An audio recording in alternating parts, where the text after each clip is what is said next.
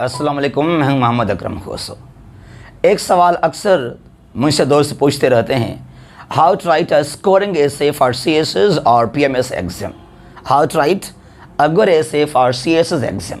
CSS या PMS के exam के हवाले से हम एक स्कोरिंग एसे कैसे लिखें, क्योंकि इंग्लिश एसे और कंपोजिशन ये दोनों ही डेंजर जोन होते हैं CSS के या PMS के एग्ज़ाम के अंदर। और तकरीबन मेरे ख्याल में कोई 90% हम अगर फेल होते हैं या तो वो इंग्लिश एसे में या कंपोजिशन के अंदर। लेकिन यहाँ इस वीडियो में हम बात करेंगे आज कि एक स्कोरिंग एसे इंग्लिश में हम कैसे लिखें CSS के अंदर या PMS एग्ज़ाम के अंदर। लेकिन पर्टिकुलरली जो हमारा मेन फोकस है वो है टुवर्ड्स CSS एग्ज़ाम। ऐसे writing tips for CSS exam, मैंने यहाँ कुछ पॉइंट्स लिखे हैं जिनको हम यहाँ डिफाइन करेंगे, डिस्कस करेंगे। नंबर 1, ऐसे के लिए तो आपकी इंग्लिश लाजमी है। You must be sound in your English language, I mean English writing skills. English जो लैंग्वेज है या जो भी लैंग्वेजेस हैं, चाहे वो सिंधी हो या अरबिक हो, पश्तो हो या वो इंग्लिश जो भी है, लैंग्वेज के 4 स्किल्स होते हैं: listening, speaking, reading and writing. The more you listen, the more you speak, the more you read, the more you right. तो यहां हम बात करेंगे राइटिंग के हवाले से। जो आपकी राइटिंग स्किल्स हैं इंग्लिश लैंग्वेज के अंदर, जो आप लिखना चाहते हैं, यानी कि जो आपकी इंग्लिश लैंग्वेज है, that must be good English. अब यहां पर गुड इंग्लिश से क्या मुराद है? Good English means English free from mistakes. वहां पर वोकैबुलरी जो आपका सिलेक्शन वर्ड्स का हो बहुत अच्छा हो, और तकरीबन हम रिपीटेशन से अवॉइड करें, और that English must be free from grammatical mistakes and errors. तकरीबन आप गलतियां ना करें तो ठीक है ग्रामर के हवाले से, और उसमें वहाँ पर पंक्चुएशन, आर्टिकल्स, प्रेपोजिशन, तो इसको हम कहते हैं गुड इंग्लिश। तो आपकी इंग्लिश राइटिंग अच्छी होनी चाहिए। लेकिन ये लाजमी है, ये काफ़ी नहीं है। It is not enough but it is compulsory. English writing skills लाजमी है, बहुत ही इंपॉर्टेंट है, बैकबोन है यहाँ पर, लेकिन ये काफ़ी नहीं है। ये मैंने कहा लाजमी है। उसके बाद दूसरा, ये दोनों मेन पार्ट्स हैं, ये दोनों मेन पार्ट्स हैं ऐसे के हवाले से। एक तो इंग्लिश लैंग्वेज, उसके बाद नॉलेज। अगर आपके पास इंग्लिश है, you are able to write good English. उसके बाद you must be sound in your knowledge. जो टॉपिक आप, जिसके ऊपर आप ऐसे लिखना चाहते हैं, you must have complete knowledge about that particular essay a topic. जो टॉपिक आपने सिलेक्ट किया, जिसके बारे में आप कुछ लिखना चाहते हैं, तो उसके बारे में आपके पास हिस्टोरिक पर्सपेक्टिव, बैकग्राउंड्स जो है, वहाँ पर फैक्ट्स, फिगर्स, वहाँ पर डेट्स, ईयर्स हों, रिपोर्ट्स हों, रिसर्च बेस हो लाजमी वो नॉलेज आपका। तो एक नॉलेज आपके पास लाजमी है अगर आप कुछ लिखना चाहते हैं तो, ठीक है। ये दोनों लाजमी हैं, नॉलेज भी और इंग्लिश भी। तो उसके बाद आप कुछ लिख सकेंगे, चाहे पैराग्राफ या चाहे एसे या जो भी आप लिखना चाहते हैं। तो उसके लिए इंग्लिश लैंग्वेज भी और नॉलेज भी दोनों इंपॉर्टेंट हैं। सपोज कैसे, अगर आपको मैं कहूं कि आप उर्दू में ऐसे लिखें, मेरा शहर है मेहड़ सिटी, मेरा शहर है Mehar in the district of दादू।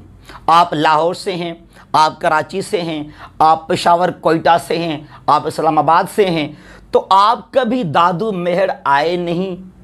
हालांकि आपकी उर्दू तो बहुत अच्छी है ना, लेकिन मैंने आपको कहा कि माय सिटी मेहड़, इसके बारे में आप टॉपिक लिखें, you will never be able to write. आपके पास मतलब बहुत मुश्किल है, ये ऑलमोस्ट नामुमकिन होगा आपके लिए, क्योंकि आपके पास लैंग्वेज तो है आपकी वो उर्दू लैंग्वेज मैंने कहा, लेकिन नॉलेज कहां से आप लेकर आएंगे? मेरा शहर भाई कहाँ है और वहाँ पर लोग किस टाइप के हैं, वहाँ पर लोग कारोबारी हैं या उनके पास गवर्नमेंट जॉब्स हैं, मेरा शहर काफ़ी डेवलप्ड है, वहाँ पर किस तरह के मसाइल हैं। तो दोनों चीज़ें लाजमी हैं, एक लैंग्वेज भी और एक नॉलेज भी। तो ये दोनों हमारे पास लाजमी होने चाहिए।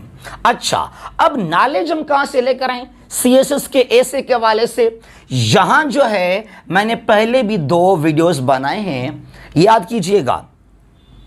आईआर इंटरनेशनल रिलेशंस को आप लाजमी ऑप्ट करें, क्योंकि तकरीबन जो 10 ऐसे होते हैं सीएसएस के अंदर, तकरीबन 10 ऐसे होते हैं, तो वहाँ से 4 या 5 ऐसे आईआर से आते हैं, करंट अफेयर्स से आते हैं। जो करंट अफेयर्स है वो तो सेकंड पार्ट जो आईआर का है वो तकरीबन करंट अफेयर्स है। तो आईआर को आप लाजमी ऑप्ट करें।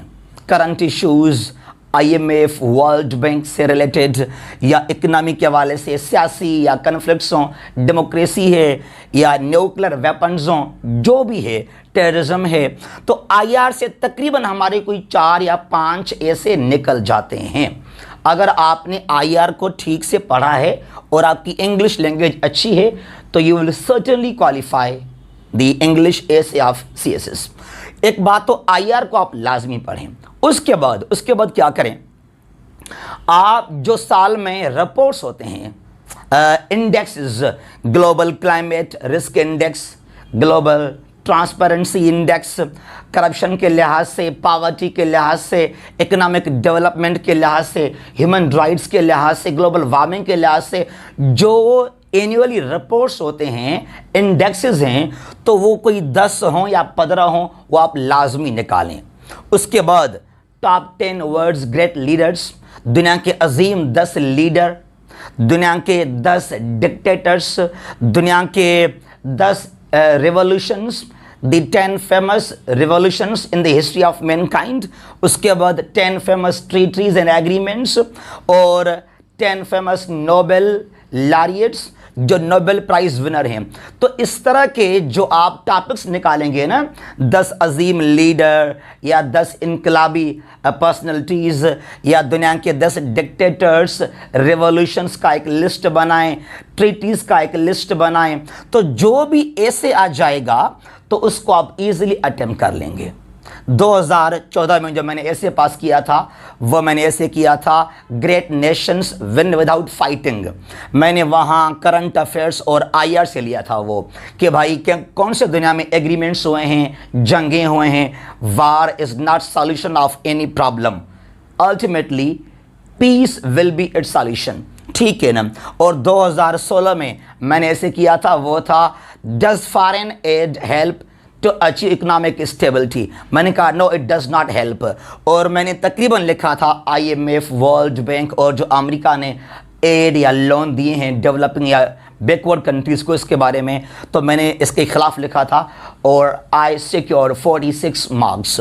तो बहरहाल करंट अफेयर्स का नॉलेज हो, हिस्ट्री हो, आईआर हो, टॉप एग्रीमेंट्स हो, आपके पास लिस्ट बनाएं एक आप वहाँ पर, और नोबेल लॉरियट्स का आप लिस्ट बनाएं वहाँ पर 10 या 15 डिक्टेटर्स हों, रेवोल्यूशंस हों। उसके बाद डॉन न्यूज़ को आप लाजमी पढ़ें, डॉन न्यूज़पेपर को। और डॉन के लिए आप एक बनाएं रजिस्टर, कोई भी टॉपिक हो, चाहे वो फ़लस्तीन के बारे में हो, कश्मीर है, मिडल ईस्ट है, इसराइल या वो अमेरिका है, या जो चाइना अमेरिकन ट्रेड वार हो, रशिया और यूक्रेन का कन्फ्लिक्ट हो क्रीमिया के ऊपर, तो कोई भी इशू हो ना, ग्लोबल वार्मिंग हो, उसको वहाँ पर आप नोट करें, तो ये भी आपको सपोर्ट करेगा। ठीक है ना। और टॉप 20 आउटलाइन, एटलीस्ट आप टॉप 20 टॉपिक्स लाजमी निकालें ऐसे के बारे में, और कुछ निकालें आईआर से, और इस्लाम से भी आप 3-4 निकालें, Islam and democracy, Islam and peace, Islam and human rights. ठीक है ना। तो कोई ना कोई आपका ऐसे जाकर लाजमी लगेगा वहाँ पर। ठीक है ना। तो ये हो गया हमारे पास यहाँ पर नॉलेज। उसके बाद क्या है, अच्छा अब क्या है, शुरू में अगर आप ऐसे लिखना चाहते हैं, कुछ हमारे दोस्त वो क्या कहते हैं कि यार मेरी इंग्लिश कमज़ोर है, मुझे ऐसे लिखना नहीं आता, मैं बस ऐसे लिखना चाहता हूँ। यार खुदा के वास्ते जल्दी आप कभी भी ऐसे ना लिखें। You must start first of all paragraph writing. पहले आप पैराग्राफ राइटिंग लिखें, एक पेज आप डेली लिखें। If you want to improve your writing skills, you must have habit to write down a paragraph, sorry, 2 or 3 paragraphs. I mean 1 page on daily basis. तो कोई 100, 150, 200 word 1-2 page में आ जाएंगे, तो वहाँ 2 पैराग्राफ हों, 3 हों, 4 हों, वो आपकी मर्जी है। तो पैराग्राफ पहले आप शुरू करें। याद कीजिएगा, पहले 3-4 महीने तो आप सिर्फ पैराग्राफ लिखें, 2 पैराग्राफ लिखें, 3 पैराग्राफ लिखें। क्योंकि अगर आपकी पैराग्राफ राइटिंग अच्छी हो गई ना, because essay is actually a collection of paragraphs. Essay के अंदर बहुत सारे पैराग्राफ्स हैं, तो पैराग्राफ जब आप लिख लेंगे ठीक तरह से ना, उसके बाद you will be able to write down an essay comfortably, फिर आप आराम से ऐसे लिख सकते हैं। तो पहले कोई 3-4 महीने आप सिर्फ पैराग्राफ के ऊपर काम करें, आप ऐसे ना लिखें, और साथ साथ आप पढ़ते भी रहें। मैंने कहा करंट अफेयर्स को, IR को और इस्लाम के हवाले से भी, तो आपके पास ये नॉलेज हो जाएगी। तो उसके बाद आप जब आपकी पैराग्राफ राइटिंग काफ़ी ठीक है, बेहतर है, उसके बाद जो है आप बहुत सारे पैराग्राफ लिखेंगे which will be called as your essay. उसके बाद क्या है, प्रॉपर असेसमेंट। सिर्फ पैराग्राफ लिखना काफ़ी नहीं है। हाँ, पैराग्राफ लिखें, 1 पेज 2 पेज लिखें, लेकिन उसका असेसमेंट लाजमी है। You must get your paragraph checked by an expert. एक जो CSP है या कोई एक्सपर्ट हो, उससे आप अपना जो है वो पैराग्राफ लाजमी चेक करवाएं कि भाई कहाँ आप लैग कर रहे हैं, कहाँ आप डेंजर जोन में आते हैं, कहाँ आपने रिपीटेशन किया है, कहाँ जो है वो आपने गलत वर्ड यूज़ किए हैं, डेटा किस तरह हम यूज़ करें, वहाँ पर स्ट्रक्चर क्या होना चाहिए। So there must be a proper assessment for your paragraph writing. ये लाजमी है, इसके बगैर चाहे आप 3-4 साल लिखेंगे ना पैराग्राफ, फिर भी आप एक अच्छा ऐसे कभी भी लिख नहीं सकेंगे। So there must be proper assessment. तो जो आप लिखते हैं उसको आप चेक लाजमी करें। उसके बाद क्या है, ये चीज़ यार सर का दर्द है, थीसिस स्टेटमेंट। खुदा की कसम, मैंने 2014, 15, 16 में मैंने 2 ऐसे क्वालिफाई मैंने किए हैं। 14 वाला मैंने कहा कि great Nations win without fighting, मेरे 50 मार्क्स थे। और 15 में जो मैंने ऐसे किया था वो था वार ऑन टेरर पर, और मैंने बहुत टारगेट किया था अमेरिका को। इसलिए मेरे ख्याल में जो चेक करने वाला था वो कुछ लिबरल था या प्रो अमेरिका था, तो उसने मुझे वहाँ पर फेल कर दिया। तो इतना भी तनकीद या हार्श नहीं होनी चाहिए, सॉफ्ट होनी चाहिए हम वहाँ पर, ठीक है ना। तो बहरहाल, और 16 में मैंने किया essay does foreign aid help to achieve economic stability, जहां मैंने 46 मार्क्स लिए थे ऐसे के अंदर। मुझे पता ही नहीं था कि व्हाट इज थीसिस स्टेटमेंट। मैंने ये अभी सुना 18-19 में कि भाई थीसिस स्टेटमेंट क्या होता है, ये कहाँ पर लगाएंगे, पैराग्राफ के इंट्रो में लगाएंगे, बीच में लगाएं, आखिर में लगाएं। अरे यार, ये तो इतने हमारे भाई, हमारे दोस्त परेशान रहते हैं आकर, यार अकरम भाई थीसिस स्टेटमेंट क्या है। पहली बात तो हर ऐसे के अंदर जो आपका मेन जुमला, जहां आप कुछ कहना चाहते हैं कि आप लिखना क्या चाहते हैं, आप कहना क्या चाहते हैं, आपका डायरेक्शन क्या है ऐसे का, उसको हम कहते हैं थीसिस स्टेटमेंट। याद कीजिएगा, ये हम यूज करते हैं जहां वो सवाल ऐसे का जो कि कन्फर्मेटिव क्वेश्चन हो।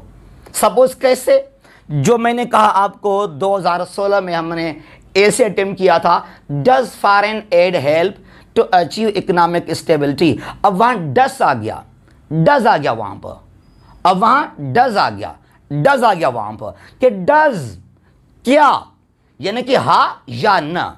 अब या तो इसके आप अगेंस्ट में जाएंगे, खिलाफ जाएंगे, no it does not help, या आप इसके जाएंगे फेवर में, yes it helps to achieve economic stability. तो ये डज नॉट, यस वाला, ये जो है ना डज और डज नॉट, इसको हम कहते हैं, यहां हम यूज करेंगे थीसिस स्टेटमेंट को कि भाई हाँ या ना, आप कहां जाना चाहते हैं।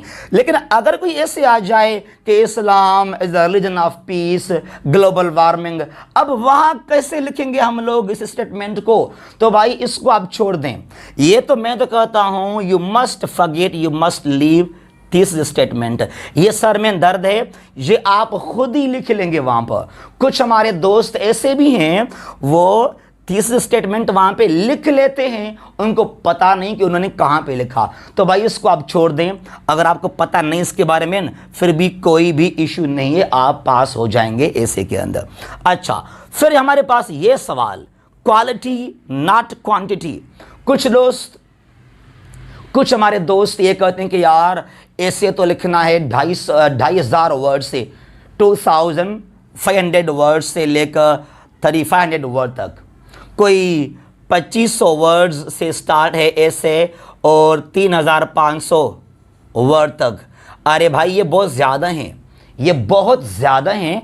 तो don't follow the quantity of your ऐसे। बस भागना है, दौड़ना है, हमें बस जो है ना वो पेजेस वहाँ पर भरने हैं, सपली भरने हैं, ये किसी काम का ही नहीं। Just focus upon quality of writing, चाहे ऐसे हो या करंट अफेयर्स हो, IR हो, जो भी हो। मैंने जो दोनों ऐसे पास किए हैं ना, यकीन कीजिएगा आप, मेरा जो एवरेज वो यहाँ से थे 1600 से लेकर 1700, ये लेंथ था मेरे दोनों एसेस का, और मैंने आराम से पास किए हैं ये ऐसे। तो कोई भी हार्ड फास्ट रूल नहीं है कि आप 2,500 वर्ड एटलीस्ट लिखें, नॉट मोर देन 3,500 वर्ड्स, ये लाजमी नहीं है। 1,500-1,600 वर्ड्स बहुत ज़्यादा हैं अगर आप एक स्कोरिंग ऐसे लिखना चाहते हैं CSS के अंदर। तो बहरहाल ये कुछ मैंने आपको हिंट्स बताए हैं, और इनको इंशाल्लाह अगर आप इम्प्लीमेंट करेंगे तो surely you will qualify your essay. Thank you so much for watching us.